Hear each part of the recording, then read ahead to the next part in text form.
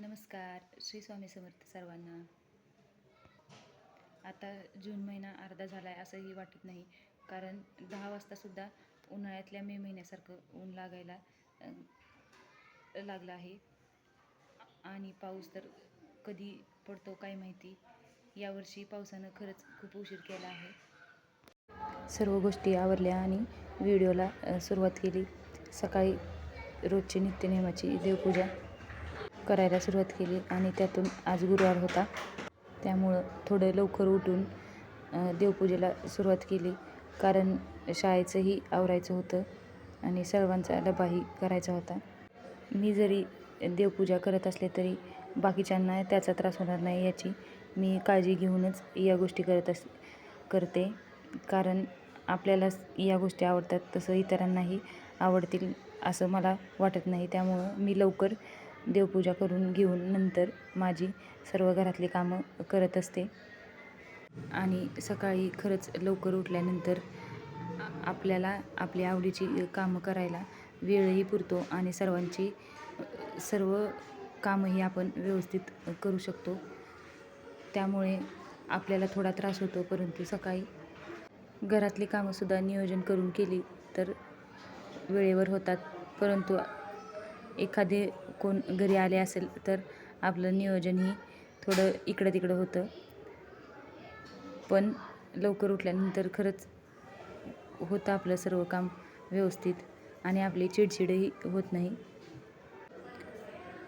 या गोष्टी केल्यानंतर खरंच घरात सकारात्मकता येते आणि घरात शांतताही राहते, कारण मी स्वतः या गोष्टीचा अनुभव घेतलेला आहे. त्यामुळं तर मी मन लावून या गोष्टी करत असते व त्या मला करायलाही आवडतात. तसंच आमच्या नणंदबाई आल्या होत्या. त्यांना धोंड्याच्या महिन्यात जमलं नाही यायला, म्हणून त्या आता आल्या होत्या त्यांच्या मावशीची ओटी भरायला.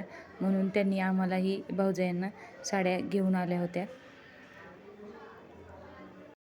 त्यानंतर माझं रोजचं आता शाळा चालू झालेलंचं काम म्हणजे शाळेत सोडायला जायचं. 10 वाजले तरी ऊन खरंच खूप लागत होतं.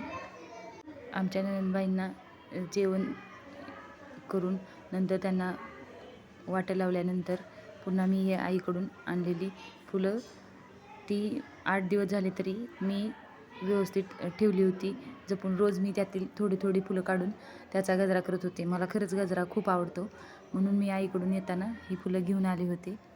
सकाळी लवकर उठल्यामुळं आणि सर्वजण आपापल्या कामाला परत शाळेत गेल्यामुळं माझं कामही लवकर होतं आणि त्यामुळे मला काम केलेल्याचा जास्त शीनही वाटत नाही. कधी खूप त्रास वाटतो, परंतु लवकर उठून या गोष्टी रोजच्या सवयीने केल्या ना तर त्या लवकर होतात. मी गजरा केला आणि तो नंतर मी डोक्यातही घातला. मला आवडतो त्यामुळं मी हा गजरा केला आणि तो घातलाही. आमच्या ताईंनाही म्हणलं होतं तुम्हाला घालायचा का, तर ताई नको म्हटल्या, म्हणून मग मी नंतर केला आणि मी घातला. त्यांना जायचं होतं लवकर, त्यांना जाण्याची गडबड होती, त्यामुळे त्याही गेल्या. घरात कोणतंही माणूस आलं पण ते आपल्यासारखंच हसून खेळून असणारं असेल तर आपल्याला त्या माणसासोबत राहायला किंवा आल्यानंतर आपल्यालाही काही वाटत नाही आणि त्यांचा पाहुणचार करायलाही काय वाटत नाही. तशाच आमच्या ताईही आहेत, त्यामुळं त्या आल्या तरी आम्हाला काही असं वेगळं वाटत नाही. पण एक दिवस जरी राहिल्या तरी नंतर जाताना असं वाटतं त्या जायला नको, कारण त्यांचाही स्वभाव खरंच खूप छान आहे. पाहुणे-रावळे घरी आले तरच छान वाटतं आणि आम्हाला तर सवय आहे या सगळ्याची. मला तर असं वाटतं आपण काय प्रत्येकाच्या घरी जाऊ शकत नाही, पण आपल्या घरी जे कोणी माणसं येतील त्यांना निदान पाणी आणि चहा तरी द्यावा, कारण त्यातूनच आपली वागणूक कशी आहे ते त्यांना कळत असतं. कारण ती तर आपल्या घरी रोज येणार नसतात, पण आलेल्या थोड्या वेळातच ते आपल्या सर्व गोष्टींचं अनुकरण करत असतात. म्हणजे दुसऱ्यासाठी आपण या गोष्टी करायच्या नाहीत, तर आपल्या आईवडिलांचे संस्कार हेही त्यातून दिसून येतात असं मला वाटतं. आणि आमच्या आईचं नेहमी सांगणं असतं की आलेल्या माणसाला तांब्याभर पाणी दिलं तरी त्यांना त्या गोष्टीचं समाधान वाटतं. आणि आपण म्हणतो ना, पाहुणा घरी आला तर तो कधी उपाशीही जाऊ नये, तर तीच सवय मलाही लागलेली आहे. मला जरी कोणी घरी आलं तरी असं त्यांना पाहुणचार करायचं काही वाटत नाही. आणि या गोष्टी आपण करायलाही पाहिजेत, कारण या गोष्टी आपण केल्या तर त्याचं अनुकरण आपली पुढची पिढी करते.